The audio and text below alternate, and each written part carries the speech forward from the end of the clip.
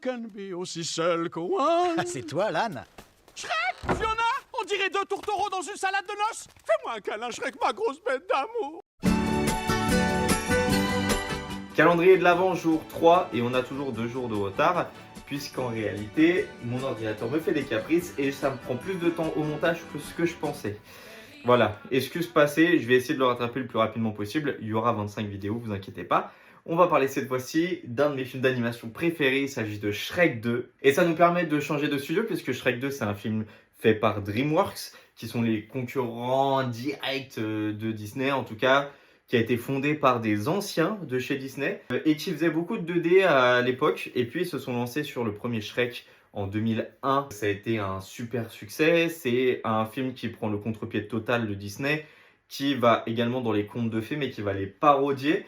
Et ce Shrek 2, pourquoi celui-ci? Parce que je pense que c'est le cas pour beaucoup. C'est un de mes films d'animation préférés et c'est le meilleur Shrek, un des meilleurs films de DreamWorks. Et pour plein de raisons, hein. Déjà en termes d'animation, il y a un super bond en avant par rapport à ce qu'ils avaient fait avant. Le scénario, il est toujours aussi fun, toujours aussi barré. Il y a beaucoup de références à des films qu'on connaît. La première qui me vient comme ça va être Indiana Jones quand le chapeauté rattrape le chapeau. Il y a aussi Mission Impossible à la fin. Puis même, de toute façon, rien que le chapeauté, c'est une référence directe à Zorro et c'est trop intelligent d'avoir fait ça. Franchement, vraiment, j'adore ce film. La séquence de fin, elle est incroyable. Je sais pas ce que je pourrais dire de plus. À part que si vous avez jamais vu ce film, bah faut aller le voir, hein, faut foncer. Et j'ai hâte de retrouver Shrek dans son prochain opus qui sortira dans 1 an, quasiment tout pile, en décembre 2026.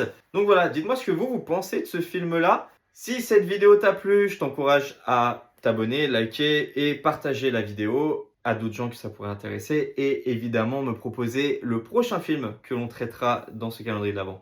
Je te remercie et je te dis à demain.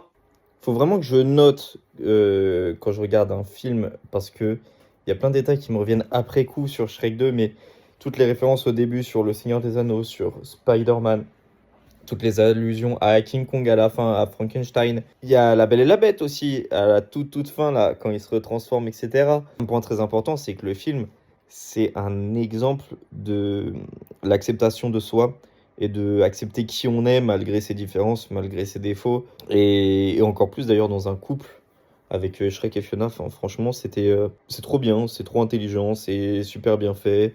C'est pour tout public, voilà, Shrek 2, c'est une pépite. Et je vais prendre des notes pour les prochains films que je regarde parce que là, je repense à plein de trucs maintenant.